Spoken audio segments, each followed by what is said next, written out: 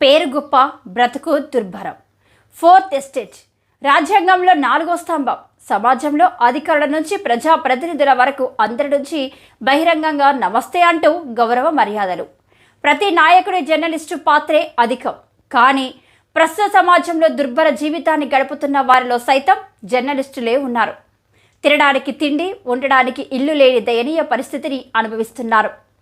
హనుమకొండలో ఇటీవల జర్నలిస్టు యోగి రెడ్డి కూతురుతో సహా ఆత్మహత్య చేసుకోవడం జర్నలిస్టుల దుర్భర పరిస్థితికి పడుతుంది.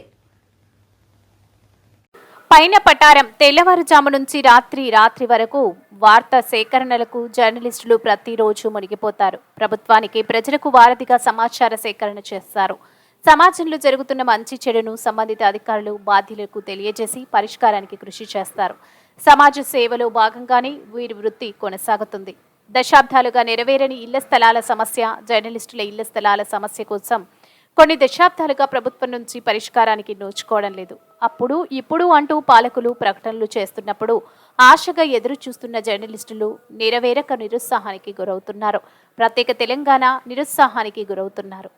తెలంగాణ రాష్ట్రం వచ్చిన తర్వాత సీఎం కేసీఆర్ పలు దఫాలుగా జర్నలిస్టుల ఇళ్ల స్థలాలు కోరికను నెరవేరుస్తామని హామీలు గుప్పించారు. అప్పుడు ఇప్పుడు అంటూ 10 ఏళ్లు ప్రకటనలతోనే సరిపుచ్చుకున్నారు.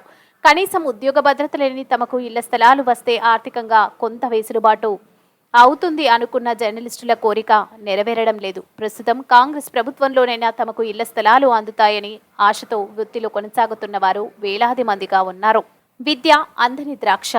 జర్నలిస్టుల పిల్లలకు ప్రైవేటు విద్యా సంస్థలో 50% రాయితీతో విద్యా బోధన చేయాలని నిబంధనలు ఉన్నప్పటికీ ప్రైవేటు విద్యా సంస్థలు పట్టించుకోవడం లేదు. విద్యాశాఖ ఉన్నతాధికారుల నుంచి స్పష్టమైన ఆదేశాలు లేకపోవడం, ప్రభుత్వం నుంచి నిర్దిష్టమైన ఆదేశాలు సైతం లేకపోవడమే ఇందుకు కారణం. ప్రైవేటు విద్యా సంస్థల్లో రాయితీ కల్పిస్తే జర్నలిస్టుల కుటుంబాలకు కొంత మేరకు ఆర్థిక ఉపశమనం కలిగే అవకాశాలు ఉన్నాయి. ఈ విషయంలో జర్నలిస్టు యూనియన్ నాయకులు సైతం పట్టించుకోవడం లేదని అపవాదు జర్నలిస్టులో తీవ్రంగా ఉంది. జర్నలిస్టు యూనియన్ ఎన్నికలు, ప్రెస్ క్లబ్ ఎన్నికల సమయంలో హామీగా గుర్తించే నాయకుల ఆ తర్వాత జర్నలిస్టుల సమస్యలను తీర్చడంలో మాత్రం చొరవ చూపడం లేదని పలువురు జర్నలిస్టులు ఆవేదన వ్యక్తం చేస్తున్నారు. పనిచేయని హెల్త్ కార్డులు. అక్రిడేషన్ కలిగి ఉన్న జర్నలిస్టులందరికీ ప్రభుత్వం హెల్త్ కార్డులను మంజూరు చేస్తుంది. కానీ ఆ హెల్త్ కార్డులు ఎమర్జెన్సీ సమయాల్లో పనిచేసే పరిస్థితి మాత్రం రాష్ట్ర వ్యాప్తంగా ప్రైవేట్ ఆసుపత్రిలో లేదని చెప్పాలి. విల్లా సెంటర్లలో వైద్యం అందిస్తున్నప్పటికీ అందులో పూర్తిస్థాయి పరికరాలు, స్పెషలిస్టు వైద్యులు లేక వైద్యం అందని ద్రాక్షగానే మిగులుతుంది. దీంతో జర్నలిస్టు కుటుంబాలు అనారోగ్యానికి గురైనప్పుడు డబ్బులతోనే ప్రైవేట్లో వైద్యం చేయించుకోవాల్సిన దుస్థితి నెలకొంది. కొనసాగుతున్న జర్నలిస్టుల ఆత్మహత్యలు. రాష్ట్ర వ్యాప్తంగా జర్నలిస్టుల ఆత్మహత్యల పరంపర కొనసాగుతుంది. ఆర్థిక ఇబ్బందులతో కుటుంబాలు ఎల్లదీయలేని జర్నలిస్టులు చాలిస్తున్నారు.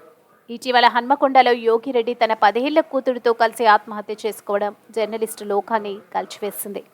జర్నలిస్టుల సమస్యల పరిష్కారం చేయడం ద్వారా జర్నలిస్టు ఆత్మహత్యల పరంపరను ఆపే ఆస్కారం ఉంటుంది. కాంగ్రెస్ ప్రభుత్వం జర్నలిస్టులకు ఇళ్ల స్థలాలు, ప్రైవేటు విద్యా సంస్థలో 50% ఫీజు రాయితీ, అన్ని కార్పొరేట్ హాస్పిటల్లో పనిచేసేలాగా జర్నలిస్టు హెల్త్ కార్డులు ఇవ్వాలని కోరుకుందాం.